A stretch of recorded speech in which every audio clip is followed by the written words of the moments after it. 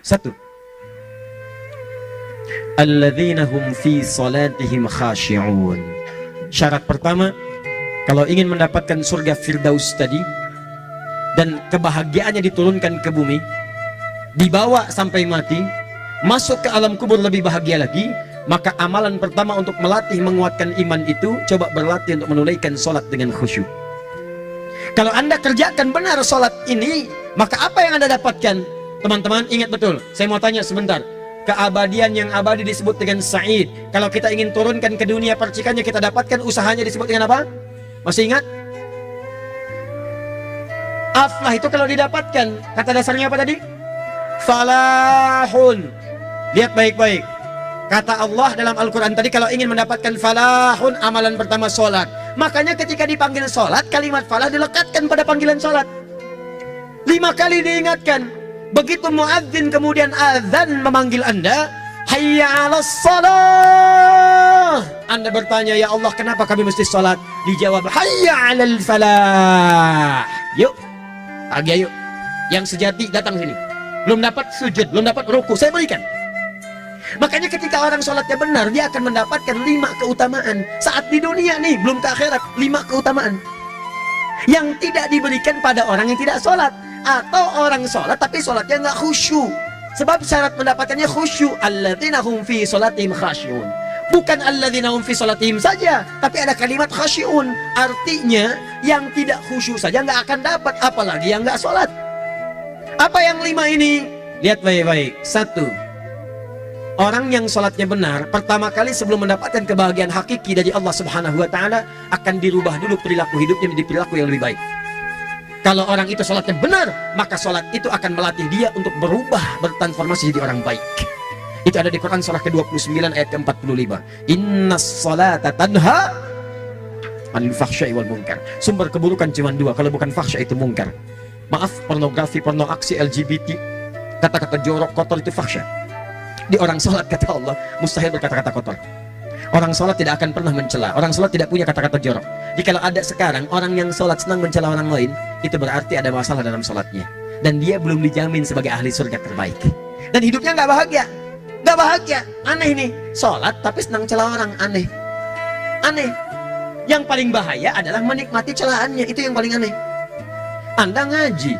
Anda ikut taklim. Taklimnya sesuai Quran, taklimnya petunjuk sunnah. Anda sholat, Anda puasa, tapi Anda masih senang mencela orang lain dan menikmati celahan itu. Kalau nggak mencela, kayaknya nggak komplit kehidupan. Maka ada yang salah dengan ibadah Anda. Ada yang keliru. Karena mustahil taat bertemu dengan maksiat, itu mustahil. Mungkar, keburukan yang diingkari oleh hati, sumbernya nafsu perut dengan akal. Bohong, mencuri, menipu, membunuh, merampok, membegal, mabuk dan sebagainya. Itu namanya mungkar. Orang sholat gak mungkin mengerjakan mungkar. Jadi kalau sholat kita benar, cukuplah Anda sholat, maka Anda akan jadi orang baik. Makanya kata Nabi, Anda punya anak dari kecil ajarin sholat.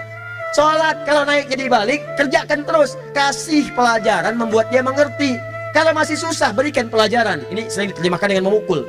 Mukul di Arab beda dengan konteks mukul sekarang. Mukul di Arab tuh ngasih pelajaran supaya ngerti. Anda bisa terjemahkan dengan konteks lain. Uang jajannya tahan, yang kesukaannya simpan dulu. Bisa dengan konteks kekinian, tapi poinnya, kenapa anak Anda dari kecil ajarin sholat, sampai kenalkan dengan masjid, ajari 3 tahun bawa ke masjid, kenalkan dengan masjid, gak ada masalah lari-lari itu sebelum waktu sholat. Kenalkan dulu. Dulu orang-orang tuh begitu, sebelum waktunya dikenalkan, jalan, begitu lari, biarin dulu. Setelah itu diberi pengertian, nah, ini bukan tempat berlari, yang berlari di sana nanti, yang di sini nanti akan ada orang-orang baik semuanya. Terus Anda lihat berbaris, baris rapi. Kalau pengen baik, ikutan baris nanti. Terus nanti ada yang mimpin di depan, namanya imam. Imam itu siapa ya? Tetangga kita bukan yang Pak Imam. Bukan. Bukan. Nah, kalau tetangga kita namanya Imam S. Arifin. Kalau yang ini imam sholat namanya.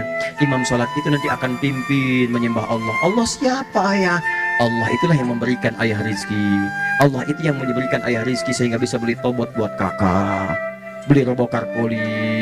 Ini yang poli, ini yang embers, ini yang heli, ini dulu kakak semuanya tuh yang kasih Allah. Nanti kalau kakak bagus bisa ikut rapi di sini, Allah akan senang, akan ditambah lagi oleh Allah. Oh begitu ya, datang begitu caranya.